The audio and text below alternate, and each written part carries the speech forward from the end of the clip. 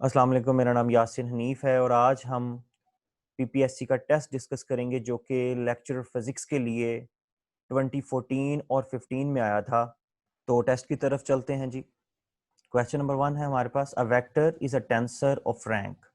इन general tensor जो है ये स्केलर और वेक्टर की एक्सटेंशन है मैनीफोल्ड ज्योमेट्रिकल सिस्टम्स में, और इसे इस्तेमाल हम इसलिए करते हैं क्योंकि ये जो कोऑर्डिनेट सिस्टम है उस पर डिपेंड नहीं करता।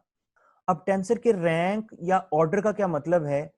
इन जनरल हम रैंक को कुछ इस तरह से डिफाइन करते हैं, number of directions required to describe a tensor, कि जो नंबर ऑफ डायरेक्शंस जो किसी पर्टिकुलर टेंसर की हो सकती हैं वो रैंक को रिप्रेजेंट करती है। जैसे कि स्केलर जो है उसकी कोई डायरेक्शन नहीं होती, वो जीरो रैंक टेंसर है। वेक्टर उसकी वन पर्टिकुलर डायरेक्शन होती है, इसलिए वो फर्स्ट रैंक टेंसर है। इसके अलावा जो हमारे पास मीट्रिक टेंसर्स हैं जिनको हम रिलेटिविटी में इस्तेमाल करते हैं वो हमारे पास सेकंड रैंक टेंसर हैं। इस तरह से जितनी डायरेक्शन होंगी टेंसर्स की वही उसके रैंक को कोरिस्पॉन्ड करेगी। तो ए ऑप्शन जो है वो हमारे पास यहाँ पे करेक्ट है। क्वेश्चन नंबर 2 है हमारे पास, if A operator comma B operator bracket is equal to 0 then two operators A and B are said to be commute। यहां पे हमारे पास ये A operator comma B operator जो ब्रैकेट है ये इन जनरल टू ऑपरेटर्स की commutation को check करने के लिए यूज की जाती है, और अगर दो ऑपरेटर्स जो है वो कम्यूट कर रहे हो तो हमारे पास ये रिजल्ट 0 होगा। इन जनरल कम्यूट करने से मुराद ये है कि हम इन दो ऑपरेटर से रिलेटेड जो ऑब्जर्वेबल्स हैं हम उनको एग्जैक्टली फाइंड आउट कर सकते हैं, और यही हमारे पास जो है ये लीड करता है हाइजेनबर्ग अनस्टेनिटी प्रिंसिपल को। अगर दो ऑपरेटर कम्यूट कर रहे हैं तो हम उनको साइमल्टेनियसली कैलकुलेट कर सकते हैं, लेकिन अगर दो ऑपरेटर्स जो हैं वो कम्यूट ना करें तो हम उनको एक ही वक्त में फाइंड आउट नहीं कर सकते। जैसे कि हमारे पास जो एक्स और पी ऑपरेटर्स हैं वो कम्यूट नहीं करते, उनका जो कम्यूटेशन रिलेशन है वो हमारे पास एओटा एच कट के इक्वल होता है। इसीलिए हम ये कह सकते हैं कि अकॉर्डिंग टू हाइजेनबर्ग अनस्टेनिटी प्रिंसिपल हम पोजीशन और मोमेंटम को साइमल्टेनियसली कैलकुलेट नहीं कर सकते।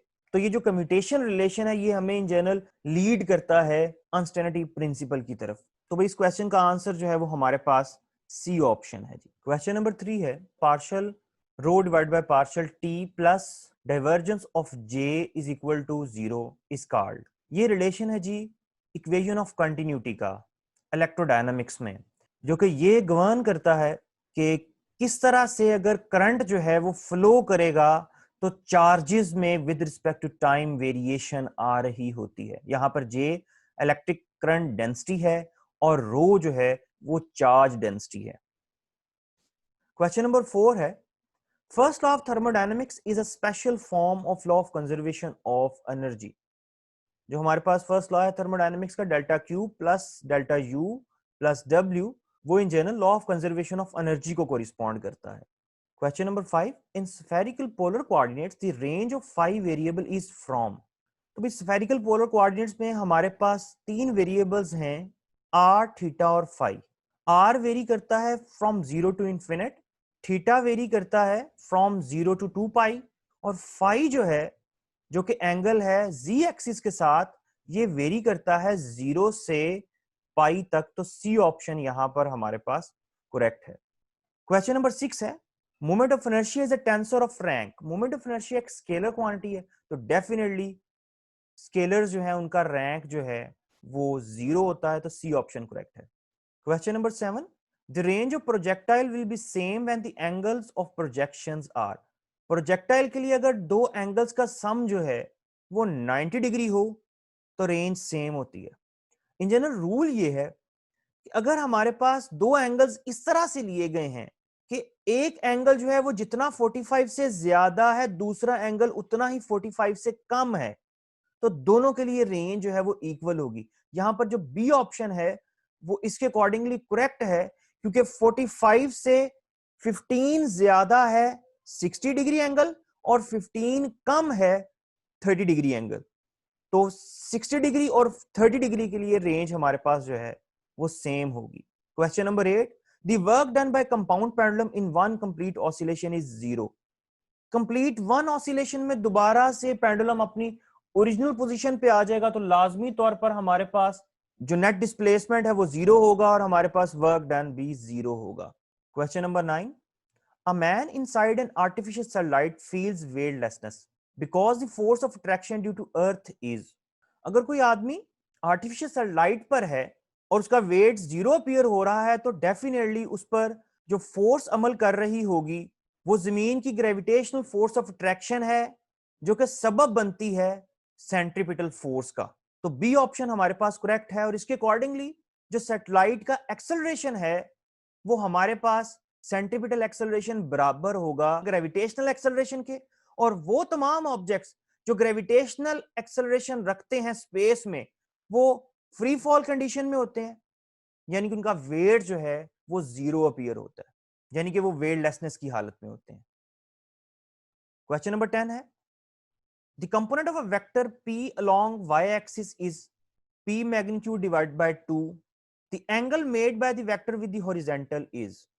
सिंपल रिलेशन हम यूज कर लेंगे, जो p वेक्टर है उसका y कंपोनेंट हमारे पास होगा भाई P Y is equal to P sine theta. अगर आप पी वाई जिसकी मैग्नीट्यूड जो है वो p/2 है, अगर आप यूज करें p से कैंसिल आउट हो जाएगा, साइन थीटा साइन इनवर्स ले लें तो हमारे पास थीटा जो है वो 45 डिग्री आ जाएगा। तो सी ऑप्शन हमारे पास करेक्ट है इसके लिए। क्वेश्चन नंबर 11 है हमारे पास, ERG स्टैंड फॉर। ERG मुखफ़फ़ है इलेक्ट्रोरेटिनोग्राफी का, यानी कि वो इलेक्ट्रिक सिग्नल जो आईज जनरेट करती हैं और इससे हम आईज की जो मुख्तलिफ डिजीज हैं उनको डायग्नोज कर सकते हैं। तो सी ऑप्शन हमारे पास जी करेक्ट है। क्वेश्चन नंबर 12 है, it is possible to distinguish between transverse and longitudinal waves by studying the property of polarisation. Polarisation एक ऐसा फिनोमेना है जिसको इस्तेमाल करते हुए हम ट्रांसवर्स और लॉन्गिट्यूडनल वेव्स में फर्क वाजिया कर सकते हैं। ए ऑप्शन हमारे पास करेक्ट है। क्वेश्चन नंबर 13 है, विच one of the following represents a travelling wave. यहां पर जो ए और सी ऑप्शंस हैं ये दोनों सिंपल ऑसिलेशंस को कॉरिस्पॉन्ड करती हैं, जबकि जो बी और डी ऑप्शंस हैं हमारे पास ये दोनों ट्रैवलिंग वेव को कॉरिस्पॉन्ड करती हैं। तो क्वेश्चन नंबर 13 में बी और डी दोनों ऑप्शंस जो हैं वो करेक्ट हैं। बी वेव जो है ये पॉजिटिव एक्स एक्सिस की तरफ मूव कर रही होगी और डी ऑप्शन में जो वेव है वो नेगेटिव एक्स एक्सिस में मूव कर रही होगी। Question number 14, which one of the following wave can not be polarise. तो भाई साउंड वेव्स जो हैं वो पोलराइज नहीं हो सकती। बी ऑप्शन हमारे पास यहाँ पे करेक्ट है, क्योंकि साउंड वेव जो हैं वो इन जनरल लॉन्गिट्यूडनल वेव्स हैं जो कि पोलराइजेशन का फिनोमेना शो नहीं करती। Question number 15, alternating current is converted to direct current by using a rectifier। Rectifier को इस्तेमाल करते हुए हम एसी करंट को डीसी में चेंज करते हैं और हम एक सिंपल डायोड को एज अ रेक्टिफायर यूज करते हैं इस कन्वर्जन के लिए। Question number 16, at resonance the value of the power factor in an LCR series circuit is। LCR series circuit के लिए रेजोनेंस पर सिर्फ और सिर्फ हमारे पास नेट इंपीडेंस रेजिस्टेंस रह जाती है और रेजिस्टेंस के लिए वोल्टेज और करंट जो है वो इन जनरल पैरेलल होते हैं। तो देन हमारे पास पावर फैक्टर जो कि cos थीटा के इक्वल होता है वो हमारे पास आ जाएगा cos 0 इज इक्वल टू 1। तो डी ऑप्शन हमारे पास करेक्ट है। Question number 17, two parallel wires carrying current in the opposite direction repel each other. दो वायर जिनमें से ऑपोजिट डायरेक्शन में करंट पास कर रहा है वो एक दूसरे पर जो मैग्नेटिक फोर्स लगाएंगी उससे वो एक दूसरे को रिपेल करेंगी, और अगर दो वायर्स जो हैं उनमें सेम डायरेक्शन में करंट पास कर रहा हो तो वो एक दूसरे को अट्रैक्ट करती हैं। Question number 18, if the distance between two charges is doubled the coulomb force will become.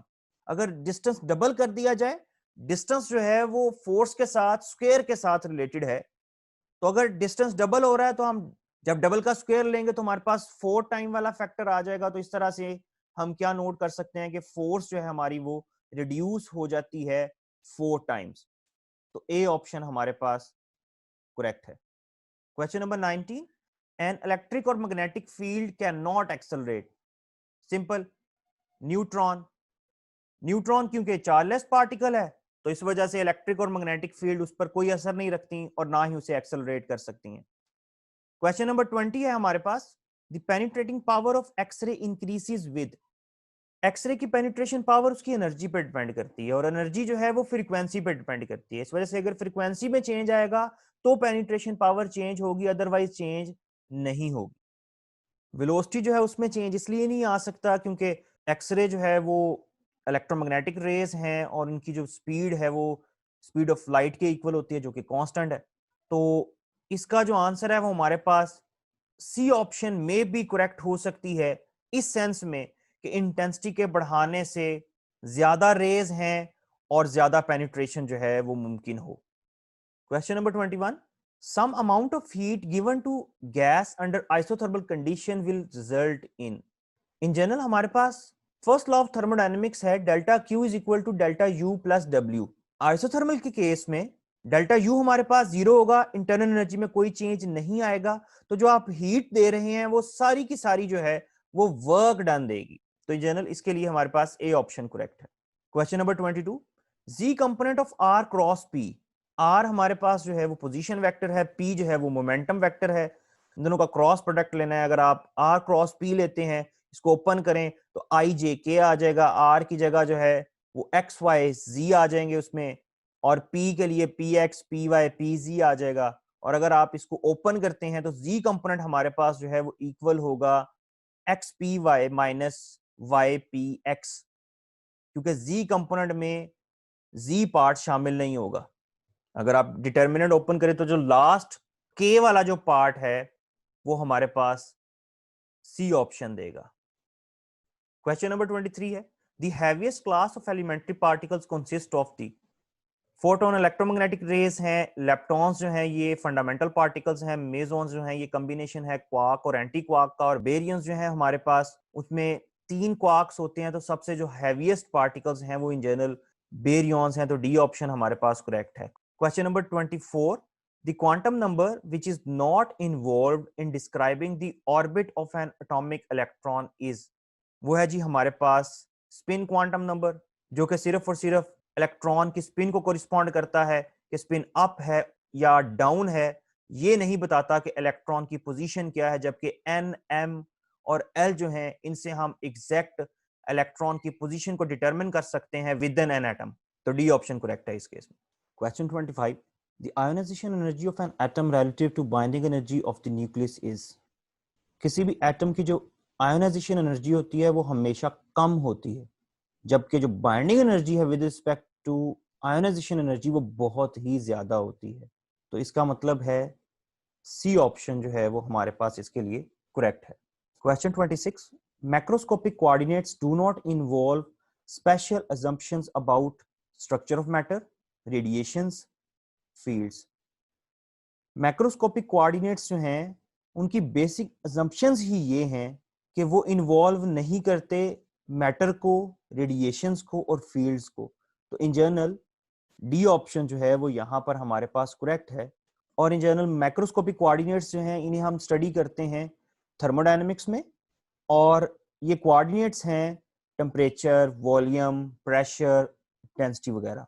Question 27, if two systems A and B are in thermal equilibrium with a system C, then dash is not in equilibrium। ये in general statement है zeroth law of thermodynamics की, जिसके accordingly अगर दो systems आपस में equilibrium में हैं किसी तीसरे सिस्टम के साथ, तो फिर तीनों जो हैं वो थर्मल इक्विलिब्रियम में होते हैं। तो इन जनरल इसके लिए हमारे पास डी ऑप्शन करेक्ट होगी, क्योंकि इन ए बी सी तीनों जो हैं वो इन जनरल थर्मल इक्विलिब्रियम में होंगे। Question 28, the following is an intensive coordinates of a thermodynamic system in equilibrium state. Thermodynamic system के लिए हमारे पास दो किस्म के कोऑर्डिनेट्स होते हैं, इंटेंसिव और एक्सटेंसिव।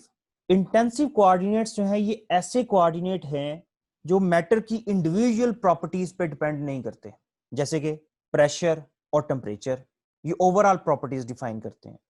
जबकि जो एक्सटेंसिव कोऑर्डिनेट्स हैं जो कि in general additive in nature होते हैं, उसमें हमारे पास वॉल्यूम और इंटरनल एनर्जी शामिल है।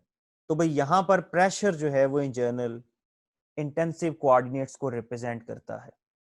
Question 29, the type of work which cannot be described in macroscopic thermodynamical system is internal work, or a work correspond to internal energy। तो C option हमारे पास करेक्ट है। इन जनरल मैक्रोस्कोपिक में हम study करते हैं टेम्परेचर, वॉल्यूम, प्रेशर रिलेटेड फिनोमेनास की, और जो माइक्रोस्कोपिक रिलेटेड प्रॉपर्टीज हैं थर्मोडायनेमिक्स की, वो हम स्टडी करते हैं स्टैटिस्टिकल मैकेनिक्स में, जहां पर हम इंटरनल वर्क को स्टडी करते हैं। इसलिए सी जो है वो यहाँ पर माइक्रोस्कोपिकल वर्क है जो कि इन जनरल स्टैटिस्टिकल मैकेनिक्स में स्टडी किया जाता है। Question 30, in thermodynamics work done by the system is taken as positive. A option हमारे पास करेक्ट है।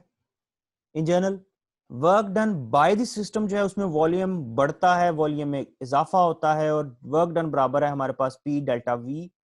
वॉल्यूम बढ़ेगा तो हमारे पास वर्क डन जो है वो इन जनरल पॉजिटिव होगा। ए ऑप्शन हमारे पास करेक्ट है। Question 31, the SI unit of specific heat capacity is, specific heat capacity C हमारे पास इक्वल होती है 1/m delta Q divide by delta T के, यानी कि उसका यूनिट है हमारे पास जूल पर किलोग्राम पर केल्विन। तो ए ऑप्शन जो है वो हमारे पास करेक्ट है। Question 32, all natural processes are irreversible. Nature में होने वाले तमाम प्रोसेसेस जो हैं वो इन जनरल इरिवर्सिबल हैं। बी ऑप्शन करेक्ट है। Question 33, when a horse pull a wagon, the force that cause the horse to move forward is the force. In general, horse और wagon का जो सिस्टम है उसमें horse जो है वो एक्शन करता है और ग्राउंड जो है वो रिएक्शन करती है। तो वो फोर्स जो हॉर्स को फॉरवर्ड डायरेक्शन में मूव करेगी वो इन जनरल ग्राउंड की रिएक्शन फोर्स होगी जो हॉर्स पे एक्सर्ट कर रही होगी। तो जी डी ऑप्शन जो है वो हमारे पास करेक्ट है यहाँ पे। Question 34, the minimum number of unequal forces whose vector sum can equal 0 is। अगर तो इक्वल फोर्सेस होती तो मिनिमम दो जो हैं वो हमें जीरो देती हैं, लेकिन अगर अनइक्वल फोर्सेस हैं तो मिनिमम थ्री फोर्सेस का सम जो है वो जीरो होगा, सच दैट कि वो तीनों फोर्सेस जो हैं वो एक क्लोज ट्रायंगल की फॉर्मेशन में ओरिएंटेड हों। Question 35, a force of 3 Newton acts perpendicularly to a force of 4 Newton, their resultant has a magnitude of।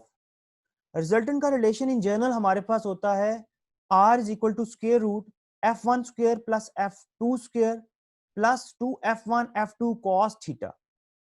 अब यहां पर क्योंकि दोनों फोर्सेस परपेंडिकुलर हैं तो हमारे पास cos 90 होगा, तो 2F1 F2 cos थीटा वाला फैक्टर वैनिश हो जाएगा, हमारे पास F1 square plus F2 square whole square root रह जाएगा। तो अगर आप 3 स्क्वायर प्लस 4 स्क्वायर करते हैं तो हमारे पास जो है वो स्क्वायर रूट 25 आएगा, तो रिजल्टेंट जो है वो हमारे पास 5 न्यूटन के इक्वल होगा। बी ऑप्शन करेक्ट है।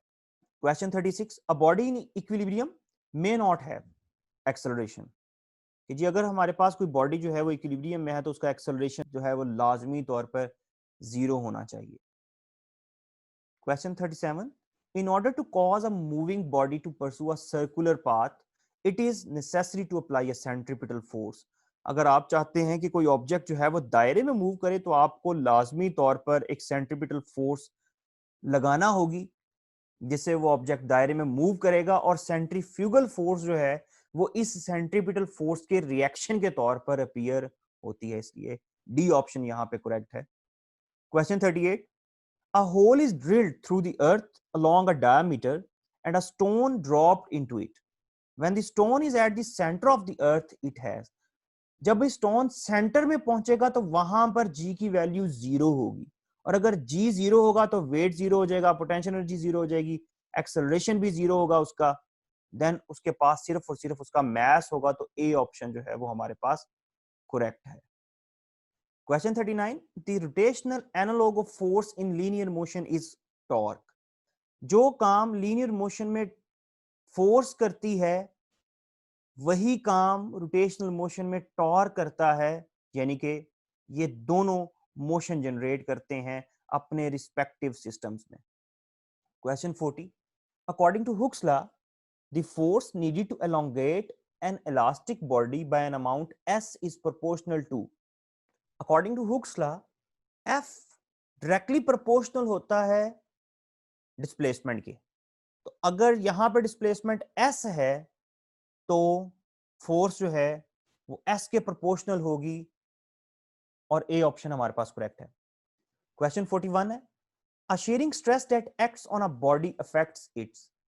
टेंसाइल स्ट्रेस जो है वो लंबाई में चेंज करती है, वॉल्यूमेट्रिक जो स्ट्रेस है वो वॉल्यूम में चेंज लाती है, और जो शीयरिंग स्ट्रेस है वो हमेशा ऑब्जेक्ट की शेप चेंज करती है। तो डी ऑप्शन हमारे पास जो है वो यहाँ पे करेक्ट है इसके लिए।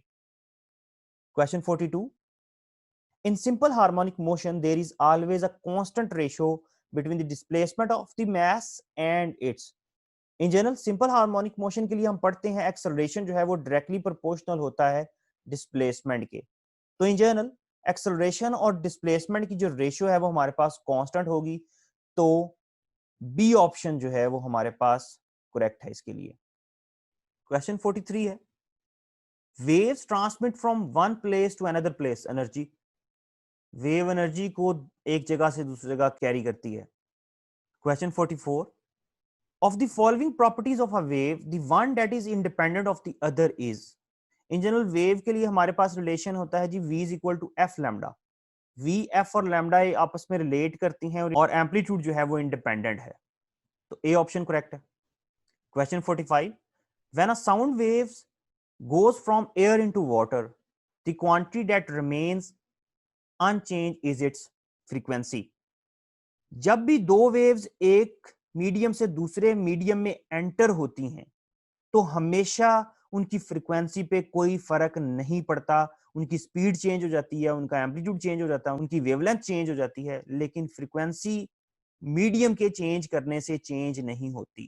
Question 46, two blocks of lead one twice as heavier as the other are both at 50 degree centigrade, the ratio of heat content of the heavier block to that of the lighter block is. in general जो heat content और amount of heat है हम उसको define कर सकते हैं इस तरह से, delta Q is equal to M C delta T. C जो है यहाँ पर जो है वो स्पेसिफिक हीट कैपेसिटी को कोरिस्पॉन्ड करता है। तो क्योंकि मटेरियल सेम है हीट कैपेसिटी सी वाला फैक्टर सेम रहेगा। मैस को डबल कर दिया जाए तो हीट कंटेंट जो है वो डबल हो जाएंगे। तो इन जनरल जो रेशियो है हैवियर ब्लॉक की लाइटर ब्लॉक के अकॉर्डिंगली वो यहां पर डबल हो जाएगी, वो हमारे पास 2 होगी। तो सी ऑप्शन करेक्ट है। Question 47, heat is closely related to. Heat जो है उसका टेम्परेचर के साथ बहुत ही ज्यादा गहरा ताल्लुक है क्योंकि हीट जो है वो टेम्परेचर डिफरेंस की वजह से फ्लो करती है। सी ऑप्शन हमारे पास करेक्ट है। Question 48, sublimation refers to. Sublimation एक ऐसा प्रोसेस है जिसमें कोई भी जो सॉलिड है वो डायरेक्टली वेपर्स की फॉर्म में कन्वर्ट हो जाता है विदाउट कन्वर्टिंग इनटू लिक्विड। यानी कि ये एक ऐसा प्रोसेस है जिसमें हमारे पास जो है वो सॉलिड से डायरेक्ट वेपर्स हासिल होते हैं। तो जी ए ऑप्शन जो है वो हमारे पास करेक्ट है। क्वेश्चन 49 है, under conditions corresponding to a triple point a substance. Triple point जो है ये इन जनरल हम वाटर के लिए डिफाइन करते हैं। ये वो टेम्परेचर है जिस पर वाटर जो है वो अपनी तीनों हालतों पे को एग्जिस्ट करता है, और इसकी वैल्यू वाटर के लिए हमारे पास 0 डिग्री सेंटीग्रेड और 273.16 केल्विन। तो इसमें क्योंकि सब्सटेंस है वो अपनी तीनों हालतों में एग्जिस्ट करता है तो डी ऑप्शन हमारे पास करेक्ट है। Question 50, the ratio between the energy dissipated in some process and the heat that appear as a result is the mechanical equivalent of heat. D option हमारे पास करेक्ट है। In general mechanical equivalent of heat जो है ये relate करता है mechanical work को और उसके कोरिस्पॉन्डिंग थर्मल वर्क को और थर्मल लॉस को। तो भाई डी ऑप्शन हमारे पास करेक्ट है। Question 51, the smallest subdivision of a compound that exhibit its characteristic properties is called a molecule. In general किसी कंपाउंड की जो स्मॉलेस्ट सब डिवीजन है वो मॉलिक्यूल है, not an atom. In general compound जैसे वाटर जो है ये कंपाउंड है और इसकी जो स्मॉलेस्ट डिवीजन होगी वो हमारे पास H2O होगी जो कि एक मॉलिक्यूलर स्ट्रक्चर है। तो सी ऑप्शन हमारे पास करेक्ट है। क्वेश्चन 52 है, the energy of the molecular motion appears in the form of temperature. In general temperature को हम डिफाइन ही इस तरह से करते हैं कि टेम्परेचर जो है ये in general average translational kinetic energy को कोरिस्पॉन्ड करता है मॉलिक्यूलर लेवल पे। तो सी ऑप्शन जो है वो हमारे पास करेक्ट है। Question 53, the physics underlying the operation of a refrigerator most closely resembles the physics underlying a heat engine. A option हमारे पास करेक्ट है।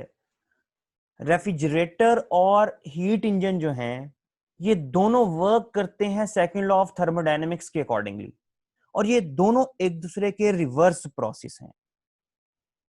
रेफ्रिजरेटर में हम एक्सटर्नल वर्क के थ्रू हीट को लो टेम्परेचर रेजरवायर से हाई टेम्परेचर रेजरवायर तक लेके जाते हैं, जबकि हीट इंजन में हीट जो है वो खुद ब खुद हाई टेम्परेचर से लो की तरफ फ्लो करती है और दरमियान में हम यूजफुल वर्क जो है वो एक्सट्रैक्ट करते हैं।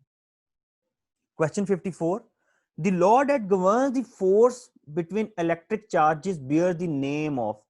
दो चार्जेस के दरमियान जो फोर्स अमल करती है उसे हम इन जनरल कूलम्स लॉ से कोरिस्पॉन्ड करते हैं, F is equal to K Q1 Q2 divided by R square. C option correct है जी।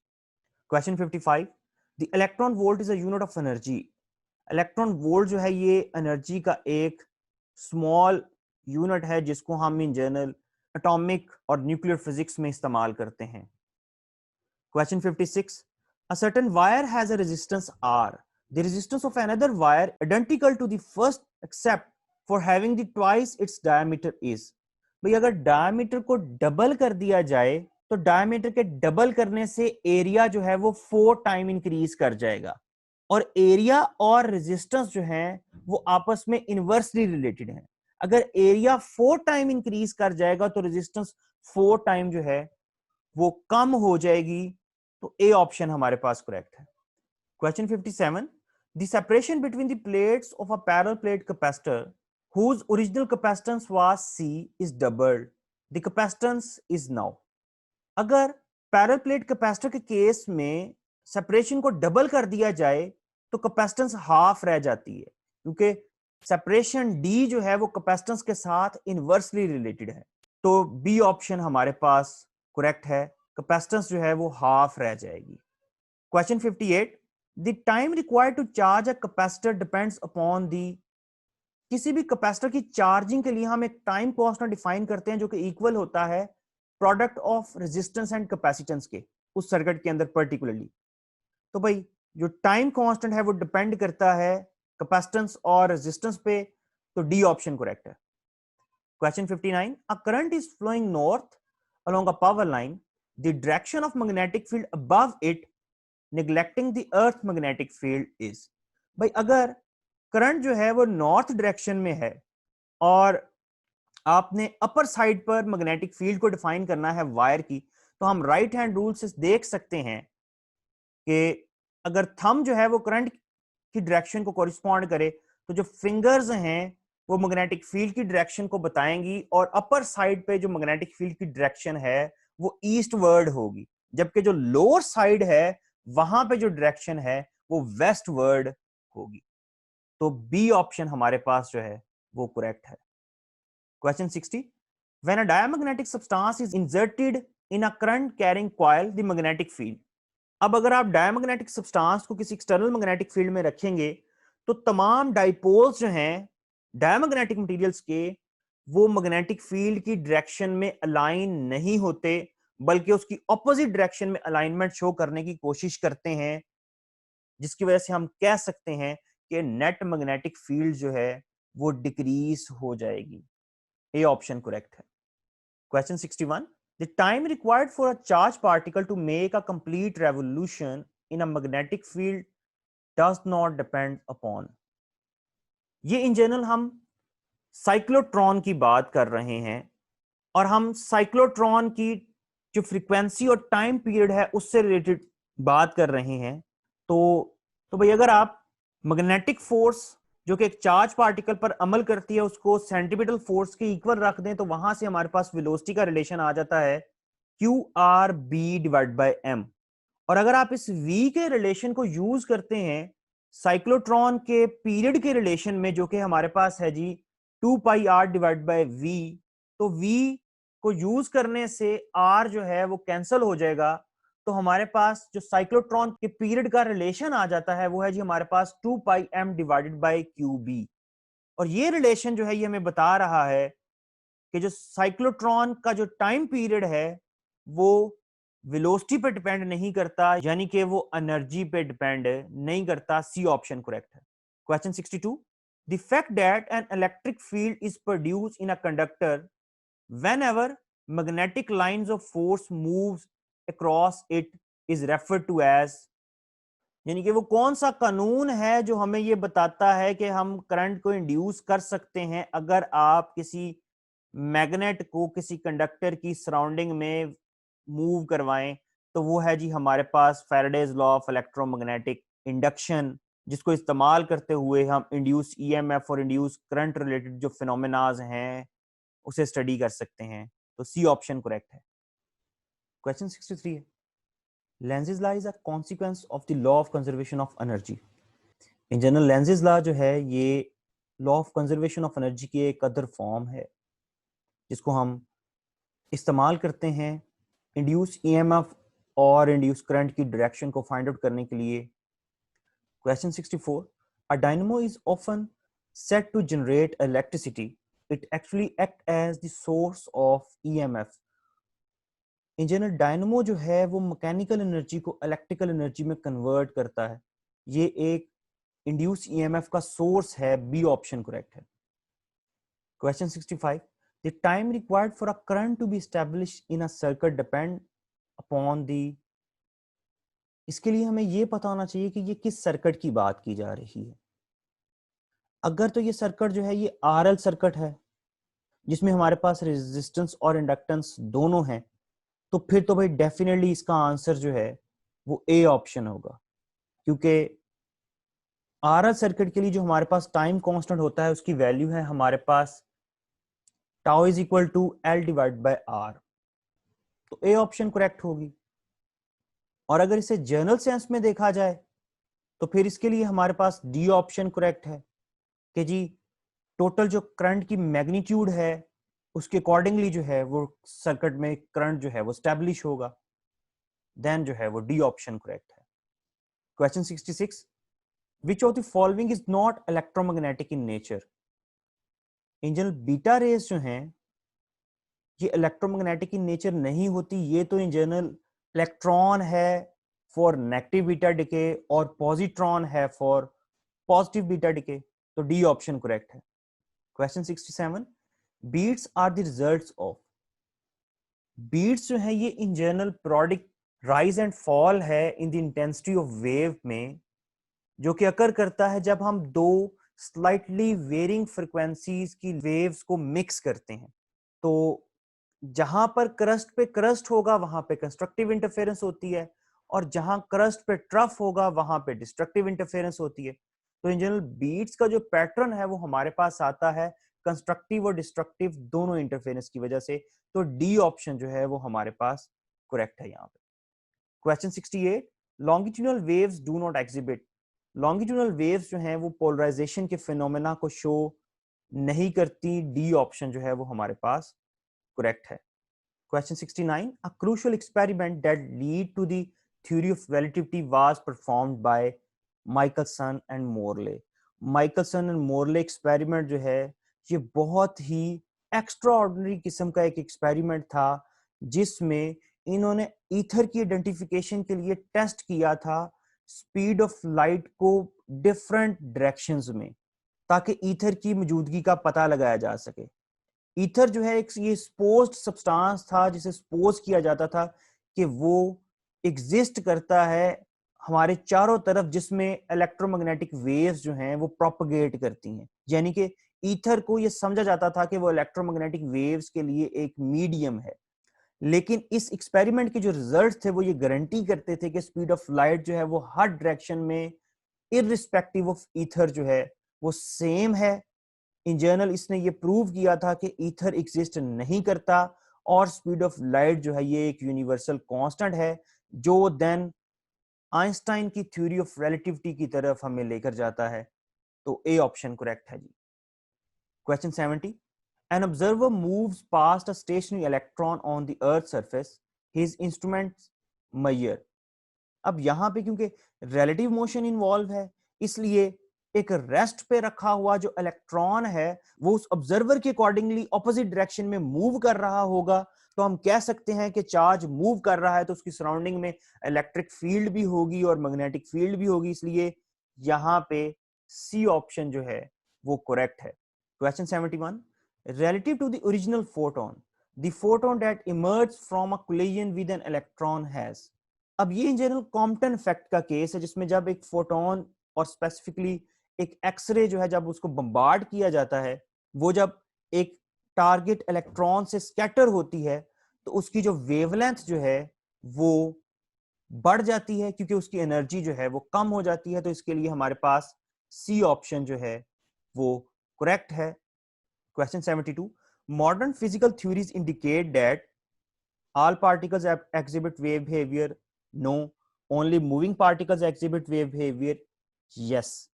According to de Broglie hypothesis, lambda जो है वो इक्वल है AH डिवाइड बाय mv के, यानी कि सिर्फ वही पार्टिकल्स जो हैं वो वेव एट्रीब्यूट शो करेंगे जो कि पर्टिकुलर मोमेंटम रखते हुए होंगे या उनकी वेलोसिटी होगी। Question 73, when a beam of light is used to determine the position of an object, the greatest accuracy is obtained if the light is। अगर आप पोजीशन को एक्यूरेटली डिटरमिन करना चाहते हैं तो according to Heisenberg unstability principle, delta x into delta p is greater than और equal to H का divide by 2। आपको स्मॉलेस्ट पॉसिबल वेवलेंथ यूज करनी पड़ेगी ताकि आप स्मॉलेस्ट पॉसिबल डेल्टा एक्स के अंदर जो है वो एक्यूरेसी के साथ पोजीशन डिटरमिन कर लें, लेकिन देन हम मोमेंटम को फाइंड आउट नहीं कर सकेंगे। तो इसके लिए हमारे पास जो है वो बी ऑप्शन जो है वो करेक्ट है। Question 74, the total energy of N atomic electron is. Atomic electron जो है ये इन जनरल बाउंड स्टेट में होता है, इसकी एनर्जी हमेशा नेगेटिव होती है, ये न्यूक्लियस की वजह से बंधा हुआ होता है। और नेगेटिव एनर्जीज का क्या मतलब है कि इसकी जो एनर्जी है वो हमेशा जीरो से कम होगी। ए ऑप्शन हमारे पास करेक्ट है।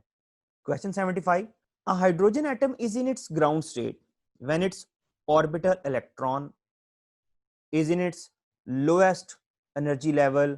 और सी ऑप्शन जो है वो हमारे पास करेक्ट है। अगर हाइड्रोजन के एटम के जो इलेक्ट्रॉन्स हैं वो उसके लोएस्ट पॉसिबल एनर्जी लेवल में होंगे तो हम कहेंगे भाई वो ग्राउंड स्टेट पे हैं, और अगर हायर लेवल्स में होंगे तो हम कहेंगे जी हाइड्रोजन जो है वो एक्साइटेड स्टेट में है। और अगर इलेक्ट्रॉन्स जो हैं वो एटम से एस्केप कर चुके हैं, एटम को लीव कर चुके हैं, देन जो है हम ये कहेंगे कि जी हाइड्रोजन जो है वो आयोनाइज्ड फॉर्म में है। Question 76, the energy of a quantum state is primarily depends upon the quantum number n। Principal quantum number के ऊपर इन जनरल एनर्जी डिपेंड करती है, लेकिन अगर आप किसी भी इलेक्ट्रॉन की एनर्जी को फाइंड आउट करना चाहते हैं विद इन एन एटम और सब लेवल्स में जाके, देन एनर्जी जो है वो डिपेंड करती है एन और एल दोनों क्वांटम नंबर्स पे। लेकिन इन जनरल प्राइमरली ज्यादा डिपेंडेंस जो है एनर्जी की वो प्रिंसिपल क्वांटम नंबर एन पे होती है, इसलिए ए ऑप्शन जो है वो हमारे पास करेक्ट है। Question 77, the two electron in a helium atom occupy different shells. नहीं, सेम शेल में होते हैं यानी कि के शेल में होते हैं। Occupy different sub shell. नहीं, सेम सब शेल में होते हैं यानी कि एस में होते हैं। Have opposite spin. Exactly C option हमारे पास करेक्ट है। According to Pauli exclusion principle, same sub shell में पाए जाने वाले जो इलेक्ट्रॉन्स हैं वो हमेशा ऑपोजिट स्पिन के साथ जो हैं वो एग्जिस्ट करेंगे। Question 78, there are no expected lines absent from the spectra of hydrogen. क्योंकि इन जनरल बाकी जो ऑप्शंस हैं वो मॉलिक्यूलर स्पेक्ट्रा को कोरिस्पॉन्ड करती हैं, यहाँ पर हाइड्रोजन ही है जो एटॉमिक स्पेक्ट्रा देगा, तो ए ऑप्शन जो है वो हमारे पास करेक्ट है। Question 79, a molecule whose charge distribution is not perfectly symmetrical is called a polar molecule। इसमें चार्ज जो है वो सिमेट्रिकली डिस्ट्रीब्यूटेड नहीं होता, इसलिए पार्शियल पॉजिटिव और पार्शियल नेगेटिव चार्जेस क्रिएट हो जाते हैं और इसको हम पोलर मॉलिक्यूल कहते हैं। ए ऑप्शन हमारे पास जो है वो करेक्ट है। Question 80, water is an excellent solvent because its molecules are polar in nature. In general water में हाइड्रोजन बॉन्डिंग एग्जिस्ट करती है और इसका जो स्ट्रक्चर है वो पोलर इन नेचर है, जिस वजह से ये बहुत से सोल्यूट को अपने अंदर हल करने की सलाहियत रखता है उस हाइड्रोजन बॉन्डिंग और पोलर करैक्टरिस्टिक्स की वजह से, इसलिए ये एक एक्सीलेंट सॉल्वेंट है। बी ऑप्शन हमारे पास करेक्ट है। Question 81, all of the ions that pass through crossed electric and magnetic fields without deflections have a definite speed, और वो जो स्पीड है वो हमारे पास इक्वल होती है electrical field divided by magnetic field के। और जब तक पार्टिकल जो हैं वो इस पर्टिकुलर स्पीड से मूव करते रहेंगे वो विदाउट एनी डिफ्लेक्शन दोनों फील्ड्स में से पास कर जाएंगे। तो बी ऑप्शन हमारे पास करेक्ट है। Question 82, relative to the sum of the masses of the constituent nucleons, the mass of a nucleus is। in general, जब एक न्यूक्लियस की फॉर्मेशन होती है तो जो इंडिविजुअल न्यूक्लियॉन्स हैं उनका मास जो है वो ज्यादा होता है, जबकि जब एक न्यूक्लियस फॉर्म करता है तो उसका जो नेट मास है वो रिड्यूस हो जाता है। इसको हम मास डिफेक्ट कहते हैं। और ये जो मास में वेरिएशन है ये इन जनरल उस पर्टिकुलर न्यूक्लियस की बाइंडिंग एनर्जी को कोरिस्पॉन्ड करती है। तो इसका क्या मतलब है कि जो न्यूक्लियस का मास है वो हमेशा इंडिविजुअल पार्टिकल्स का जो टोटल मास होता है उससे हमेशा कम होता है। तो सी ऑप्शन हमारे पास जो है वो करेक्ट है। Question 83, the ionization energy of an atom relative to the binding energy of its nucleus is smaller। ये क्वेश्चन रिपीट हुआ है, ये क्वेश्चन 25 नंबर पे भी था एग्जाम में, ऐसे ही ये रिपीट हुआ है। तो इसका आंसर हमारे पास सी है, क्योंकि जो बाइंडिंग एनर्जी है वो ज्यादा होती है, आयोनाइजेशन एनर्जी जो है वो किसी भी एटम की वो कम होती है। Question 84, Yukawa theory suggest that nuclear forces arrives through the exchange of mesons. Yukawa ने 1934 में फर्स्ट टाइम ये प्रिडिक्ट किया था कि जो न्यूक्लियर फोर्सेस हैं ये एक खास पार्टिकल्स के थ्रू मीडिएट होती हैं, और ये जो पार्टिकल है इसका मास इलेक्ट्रॉन के नियरली 200 टाइम्स है। कुछ सालों बाद एक ऐसा पार्टिकल जो है वो कॉस्मिक रेस में ऑब्जर्व किया गया जिसका मास नियरली 270 टाइम्स ग्रेटर था इलेक्ट्रॉन के मास के, और इसकी प्रॉपर्टीज समहाउ बिल्कुल वैसी ही थी जैसी युकावा ने प्रेडिक्ट की थी। और इन पार्टिकल्स को पायोन्स का नाम दिया गया, और ये इन जनरल तादाद में 3 हैं, प्लस पायोन, नेगेटिव पायोन, और हमारे पास एक न्यूट्रल पायोन भी एग्जिस्ट करता है, और इनको हम मीजॉन्स कहते हैं। तो डी ऑप्शन जो है वो हमारे पास करेक्ट है यहाँ पे। बाद में युकावा को 1949 में नोबेल प्राइज भी दिया गया था इस डिस्कवरी पे। Question 85, the tunnel effect makes possible alpha decay. Tunnel effect एक ऐसा प्रोसेस है जिसमें लो एनर्जी पार्टिकल जो है वो हाई एनर्जी बैरियर को क्रॉस करता है, जैसे कि अल्फा डिके में होता है। तो ये ऑप्शन हमारे पास करेक्ट है। Question 86, a nucleus with an excess of neutrons may decay radioactively with the emission of। In general अगर आपके पास न्यूक्लियस में न्यूट्रॉन्स ज्यादा हों तो न्यूट्रॉन्स जो हैं वो नेगेटिव बीटा डिके करते हुए प्रोटॉन में कन्वर्ट हो जाते हैं, यानी कि इस प्रोसेस में हमारे पास एक इलेक्ट्रॉन जो है वो न्यूक्लियस से एमिट होगा। तो सी ऑप्शन हमारे पास करेक्ट है। एक न्यूट्रॉन जो है वो एक प्रोटॉन में कन्वर्ट हो रहा है बाय एमिटिंग एन इलेक्ट्रॉन, और अगर प्रोटॉन एक्सेस में हो देन हमारे पास जो है वो पॉजिटिव बीटा डिके अकर करता है और एक पॉजिट्रॉन जो है वो न्यूक्लियस से एमिट होता है। Question 87, the first phase of a nuclear reaction involve the formation of.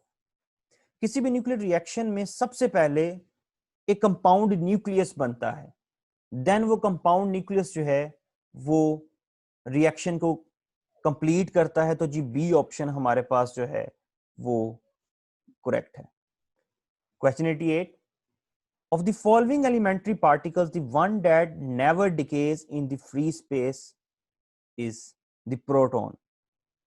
Proton जो है ये एक्स्ट्रा अनस्टेबल पार्टिकल है, और आज तक एक दफा भी इसका डिके नहीं देखा गया।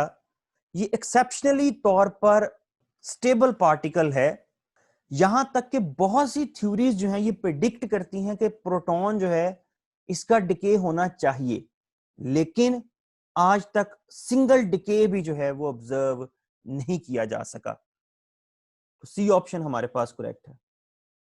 Question 89, unstable elementary particles heavier than the proton are called हाइप्रॉन्स।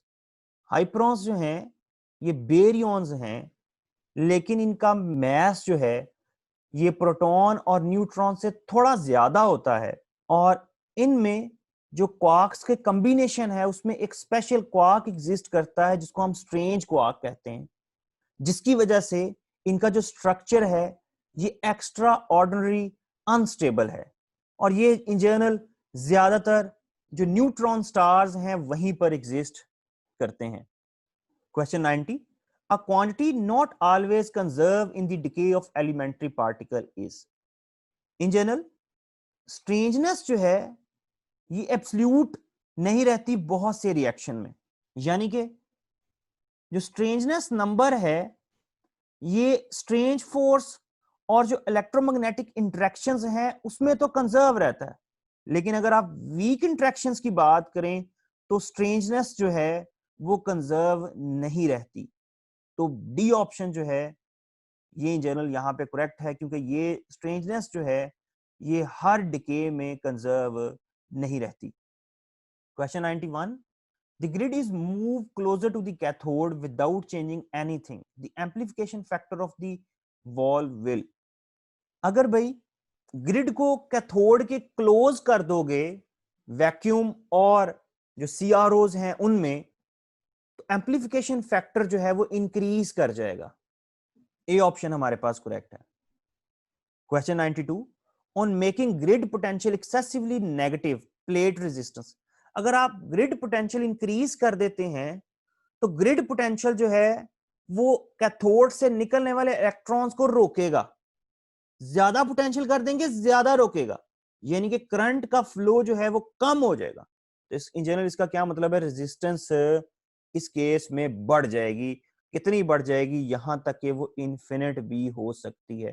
तो बी ऑप्शन हमारे पास जो है वो करेक्ट है। Question 93, in an amplifier maximum voltage gain is obtained when load resistance is equal to infinity.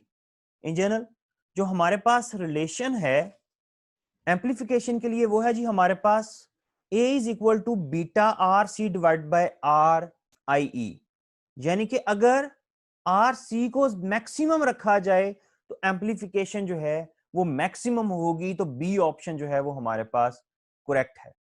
Question 94, the temperature coefficient of resistance of a semiconductor is negative. Semiconductors के लिए जो temperature coefficients होता है जो कि in general equal है alpha is equal to R T minus R naught divided by R naught into delta T के, वो हमारे पास सेमीकंडक्टर के केस में हमेशा नेगेटिव होते हैं, क्योंकि टेम्परेचर के इंक्रीज करने से रेजिस्टेंस जो है वो कम हो जाती है सेमीकंडक्टर्स के केस में। इस वजह से जो टेम्परेचर कोएफिशिएंट्स ऑफ रेजिस्टेंस हैं वो नेगेटिव होते हैं इसके। सी ऑप्शन करेक्ट है। Question 95, for rectifying action we use diode. हम डायोड को एज अ रेक्टिफायर यूज करते हैं ताकि एसी करंट को डीसी करंट में चेंज किया जा सके। तो बी ऑप्शन करेक्ट है। Question 96, AC plate resistance of a diode valve at saturation is. Saturation पे हमारे पास जो है वो रेजिस्टेंस मैक्सिमम हो जाती है, कोई करंट जो है वो फ्लो नहीं करता। तो बी ऑप्शन हमारे पास जो है वो करेक्ट है इसके लिए। Question 97, LDR becomes essential when op amp यानी कि operational amplifier is used as. तो भाई LDR इन जनरल हम इस्तेमाल करते हैं नाइट स्विचेस में। तो डी ऑप्शन हमारे पास करेक्ट है। Question 98, which is not the basic operation of Boolean algebra. तो बूलियन अलजेब्रा में यस नाम का कोई ऑपरेशन नहीं होता, इस वजह से ए ऑप्शन जो है वो हमारे पास करेक्ट है। क्वेश्चन 99 है, a forward biased PN junction practically offers.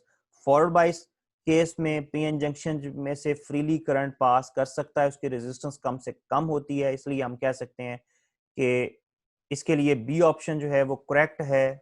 Forward बाइस के केस में पीएन जंक्शन की जो रेजिस्टेंस है वो बहुत स्मॉल होती है।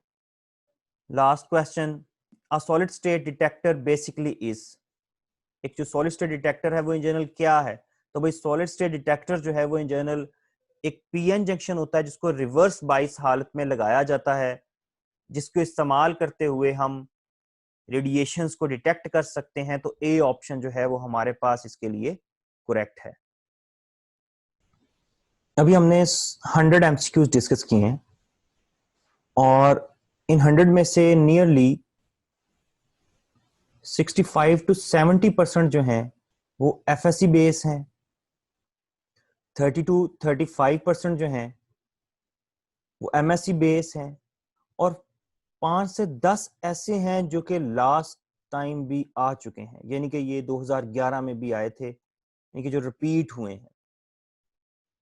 तो इन जनरल लास्ट पे मैं यही कहना चाहूँगा कि आप ज़्यादा एफर्ट जो है वो एफएससी को बेहतर तरह से प्रिपेयर करने में लगाएं, और आपका जो टेस्ट है वो उसका जो मेजर पोर्शन है वो एफएससी बेस ही होगा।